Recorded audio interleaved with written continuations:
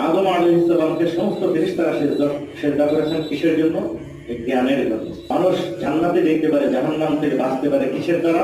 জ্ঞানের দ্বারা। মানুষের যদি কোরআন হাদিসের নলেজ না থাকে তাহলে তার ইমানই থাকবে না, আর ইমান না থাকলে চিরকাল জাহান্নামের আগুনে জ্বলতে হবে। ইমান থাকলে সরিষার দানার কোনো পরমাণু পরিমাণও যদি থাকে, একদিন না একদিন জাহান্নাম থেকে উঠে জান্নাতে যাবেই যাবে। তো যদি কোনো ব্যক্তির সবকিছু আছে কিন্তু ইমান নাই, তাহলে ওই ব্যক্তির জীবন কুকুর শুকুরের চেয়ে নিকৃষ্ট। কুকুরের জাহান্নাম নাই, শুকুরের জাহান্নাম নাই, কিন্তু ওই মানুষের জিনের জাহান্নাম আছে। কিন্তু যদি ইমানদার হয়ে যায় তাহলে দামি, বেহেশতে চলে গেলে দামি।